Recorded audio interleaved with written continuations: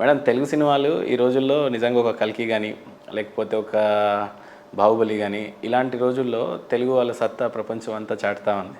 ప్రపంచానికి గుర్తింపు తెచ్చిన అంబానీ ఫ్యామిలీస్ కూడా హార్డ్ వర్క్ కూడా ఒక పెద్దదే కదండి. జీవితంలో ఎదగాలి అన్నప్పుడు ఎన్ని కష్టాలు దాటుండారు వాళ్ళు కూడా. అలాంటి ఫ్యామిలీలోకి పోయి వీణ మీరు వాయించారు. సో తెలుగు వాళ్ళు ప్రతి చోట ఉన్నాము అని చూపిస్తుంది. వాళ్ళది బాలీవుడ్ కల్చరే కావచ్చు, కానీ తెలుగులో మంచి కల్చర్ అది వీణ.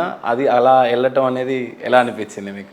ఆబ్వియస్లీ ఎందుకంటే నేను వీణ అనేది ఓన్లీ సినిమా పాటలు వాయించేస్తేనే జనాల్లోకి వెళ్ళదండి. మన అటైరు, దానికోసం నేను గ్రూమింగు, దానికోసం నేను కొంచెం మీడియా మీద ఉండే నాలెడ్జ్ని చూపించడము, అది జనాల్లోకి ఎలా వెళ్తుంది చూసుకోవటము, ట్రెడిషన్ లాగా ప్రజెంట్ చేయడానికి నన్ను నేను మోల్డ్ చేసుకున్నాను. హాఫ్ శారీస్ నేను 2015 నుంచి స్టార్ట్ చేసి అలా ట్రెడిషనల్గా వీణ పట్టుకొని అప్పటి కాలం రోజులు నాదంతా మీకు అలాగే ఉంటుంది కదా, మీరు చూస్తూనే ఉంటారు. ముందు నుంచి చెప్పలేదు కానీ లాస్ట్ మినిట్లో సర్ప్రైజ్ ఇచ్చేసారు ఎక్కడికి వెళ్తున్నారు అని చెప్పి ఒక చిన్న వీడియోతో. అంటే అప్పటి వరకు వాళ్ళు ప్రోటోకాల్ చెప్పొద్దన్నారు, సో అందుకని నేను రివీల్ చేయలేదు. కానీ యాజ్ అన్ ఆర్టిస్ట్ వాళ్ళు అంత మర్యాద ఇచ్చి రెండు తెలుగు రాష్ట్రాల నుంచి నేను రిప్రజెంట్ చేస్తున్నాను. ఎందుకంటే అంబానీ ఫ్యామిలీ అంటే నాట్ ఏ జోక్, సీరియస్గా ఇప్పుడు మీడియా చూస్తే ఇక దప్ప ఏం రావట్లేదు. రెండు తెలుగు రాష్ట్రాల నుంచి వెళ్ళానంటే గర్వమే ఆబ్వియస్లీ. మరి చెప్పుకోకపోతే ఎలాగా? చెప్పాలి కదా. నా మెయిన్ గోల్ ఏంటి, వీణని ఇక్కడ అంబానీ గొప్ప కాదు, మీ కళ గొప్పది అనిపించారు. అది నాకు చాలా హ్యాపీగా అనిపించింది. వీణ గొప్ప. సో వీణ ఇన్స్ట్రుమెంట్స్ మన ట్రెడిషనల్ ఇన్స్ట్రుమెంట్స్ గొప్ప. నేర్చుకుంటే ప్రపంచంలో ఇంకా ఎన్నో హైట్స్ చూడొచ్చు. చాలా కల్చర్లో క్రికెటర్కి మహేంద్ర సింగ్ ధోని అని పేరు వచ్చింది. ఫుట్బాల్లో ఈ మధ్యకాలంలో మెస్సీకి ఒక పేరు, రొనాల్డోకి ఒక పేరు వచ్చింది. మీకు ఒక్కరికి మీ ఓన్ ఇదిలో వీణ శ్రీవాణి అనే పేరుతోనే పిలుస్తున్నారు. లేదా వీణావాణి గారు తెలుసా అనిపించే అంత బాగా అనిపించింది. ఎలా అనిపిస్తుంది మేడం? అసలు నా క్లోజ్ ఫ్రెండ్స్ కూడా వీణానే పిలిచేస్తున్నారండి. నాకేంటో నా పేరు వీణానే, అందరు వీణ. అంతకంటే ఏముంటుందండి అదృష్టం. మీకు ఒక విషయం తెలుసా, ఒక మనిషి చచ్చిపోయేదాకా వాడు అనుకున్నది ఫుల్ఫిల్ చేయకపోవచ్చు. నా వరకు యాజ్ ఎ విమెన్ అనుకోండి, ఏమన్నా అనుకోండి, 2015లో స్టార్ట్ చేసిన జర్నీ ఇప్పటి వరకు మీరు చెప్పినట్లుగా నన్ను కలిసిన ప్రతి ఒక్కళ్ళు మిమ్మల్ని చూసి వీణ స్టార్ట్ చేశాము, మిమ్మల్ని చూసి మళ్ళీ నేర్చుకుంటున్నాము, పాత పడిపోయిన వీణాలు తీస్తున్నాము, మా పాపలకు నేర్పిస్తున్నాము. ఇవన్నీ వింటే చాలు.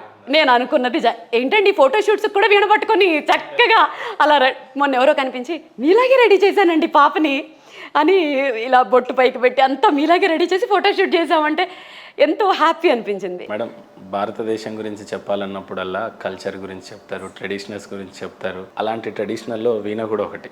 అంతరించిపోతున్న ఇలాంటి కళల గురించి చెప్పాలి అని అంటే మీరేం చెప్తారు మేడం? ఏం చెప్తానండి, చెప్పి అంటే నేను అదే చెప్తాను. Social media is very powerful అండి.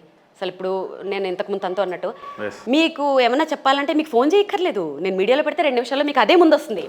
సో ప్లీజ్ మన వాళ్ళందరికీ చెప్పేది ఏంటంటే, కల్చర్ చచ్చిపోతుందండి. ఇప్పటికే విద్వాంసులు లేరు తెలుసా.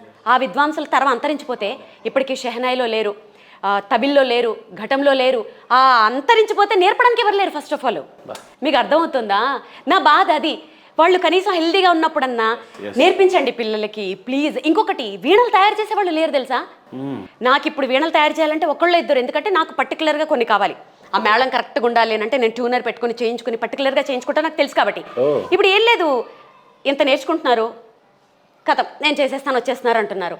లేదు, కొంచెం పిల్లలకి ఆ విద్వాంసులు బతుకున్నప్పుడు, వాళ్ళు హెల్దీగా ఉన్నప్పుడు నేర్పించండి. ఆర్ట్స్ చచ్చిపోతున్నాయి, మళ్ళీ ఇన్స్ట్రుమెంట్స్ చచ్చిపోతే మన ఇండియాకి అది ఒక కళండి, ప్లీజ్. దానికి సోషల్ మీడియా కొన్ని చెత్త చూస్తుంటాను, ఆ చెత్త బదులు ఇవి పెట్టండి. ఆడబిడ్డలు కూడా చూడడానికి సీరియస్లీ ఎంత వల్గర్గా కొన్ని ఆ ఇన్స్టాగ్రాముల్లో చూస్తుంటే చికాగ్గా ఉంటుంది. చక్కగా నేర్చుకునే వీడియోలు పెట్టండి, ఆ క్లాసులకు వెళ్ళిన వీడియోలు పెట్టండి, మా పాపను పంపిస్తున్నామని చెప్పి వీడియోలు పెట్టండి. మీరు నమ్మరు, ఒక్కళ్ళని చూసి 10 మంది ఇన్స్పైర్ అవుతారు తెలుసా అండి. అలా 10 మన దేశం, భారతదేశం కల్చర్లో ఒకటి మన ఆర్ట్స్ అండి. చెప్పుకోవడానికి ఎంతో బాగుంది. అసలు ఎంత బాగుంటుందండి, ఒక ఆడపిల్ల చక్కగా పెళ్లి చూపుల్లో శంకరాభరణం లాగా కూర్చొని ఒక కీర్తన పాడో, వేణో, ఫ్లూటో ఏదో వాయిస్తే కలెక్టర్లు వాళ్ళ తాతలు వచ్చి పెళ్లి చేసుకుంటారు. తాతలు అంటే అలా కాదు, అంటే ఇంకా అంతకంటే పెద్దోళ్ళు వచ్చి ఇమ్మీడియట్గా చేసుకెళ్ళిపోతారండి పిల్లల్ని. ఆ కల్చర్ చూసి ఇప్పుడు ముచ్చట పడిపోతున్నారు, కానీ అంతరించిపోతుంది. ఏమో ప్లీజ్ కాపాడాలనే కోరుకుంటాను. శ్రీవాణి గారు మీరే ఏదైనా మంచి ఇన్స్టిట్యూట్ పెట్టే ఆలోచనలు ఉన్నారా?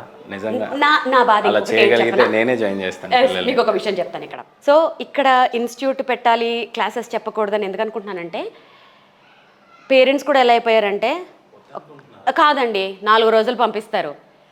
ఇక్కడ 2 విషయాలు. 5వ రోజు మా పాపకి యాన్యువల్ ఎగ్జామ్స్ ఉన్నాయండి, ఒక 10 రోజుల తర్వాత పంపిస్తాను. మళ్ళీ రెడ్ వచ్చి మొదలాడు, మళ్ళీ స్టార్ట్ చేయాలి.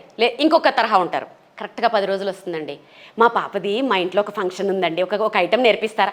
ఏమొచ్చేస్తుంది 10 రోజుల్లో? పేరెంట్స్కి ఏం చెప్తానంటే, మీరు నేర్పిస్తున్నప్పుడు ఒక 4 ఏళ్ళు వదిలేయండి. ఈ సోషల్ మీడియాలో చూపించేసుకోవాలి, అవన్నీ పెట్టేయాలి, వద్దు, ఆ షో ఆఫ్లు వద్దు. 4 ఏళ్ళు వాళ్ళు పర్ఫెక్ట్గా అయిపోయిన తర్వాత అప్పుడు వదలండి.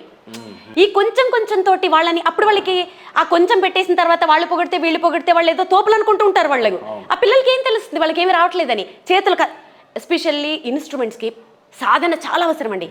మీరు ఎంత కఠినంగా సాధన చేయకపోతే ఆ పాట అర్థం కాదు, అది ట్రుప్పు అంటది అది. సో అందువల్ల ఏంటంటే అదొక రీజను. కానీ ఖచ్చితంగా నేను ఇన్స్టిట్యూట్ స్టార్ట్ చేస్తానండి, కానీ ఇప్పుడు కాదు. ఎందుకంటే నేను ఇప్పుడు వీణని నెక్స్ట్ జనరేషన్కి తీసుకెళ్లే పనిలో ఉన్నాను.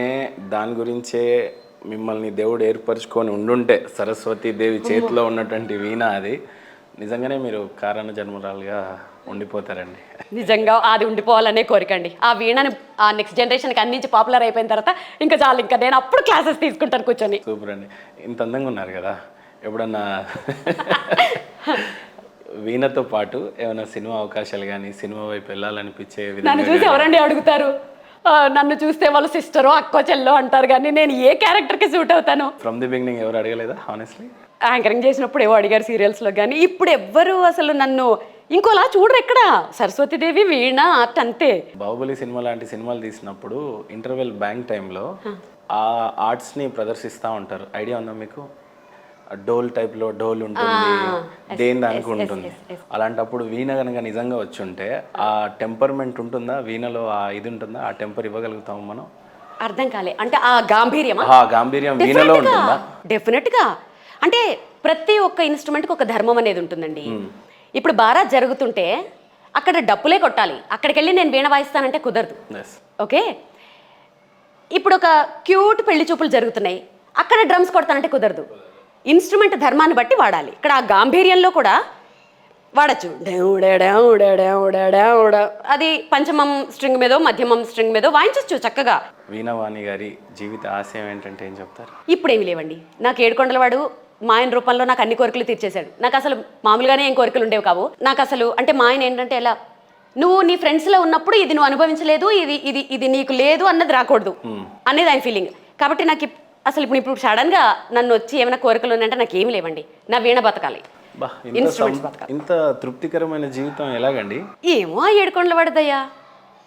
అంటే ఆడియన్స్ అడగచ్చు, దీనికి నువ్వు ఎల్వీ బ్యాగులు షో ఆఫ్లు ఎందుకంటే, ఎందుకు ఎక్స్ట్రా ఉంది కదా, వెళ్తున్నాను కొనుక్కుంటున్నాను వేసుకుంటున్నాను. ఇప్పుడు అది కూడా అట్రాక్ట్ చేస్తుంది నెక్స్ట్ జనరేషన్ని. అవి నేను చేసే ప్రతిదీ నెక్స్ట్ జనరేషన్ అట్రాక్ట్ చేయడానికి. వాళ్ళ మమ్మీ ఏం చెప్తుంది, చూసావా ఆమె చక్కగా వీణ వాయించి అవన్నీ కొనుక్కుంటుంది, నువ్వు కూడా పెద్ద అయితే కొనుక్కోవచ్చు అని చెప్తుంది వాళ్ళ మమ్మీ. కాబట్టి అవన్నీ షో ఆఫ్ చేస్తాను. కానీ ఇప్పుడు నన్ను వదిలేయమంటే హాయిగా నైటీ వేసుకుని మా పద్మతోట వీళ్ళతోట కూర్చొని హాయిగా కాలక్షేపం చేసుకో.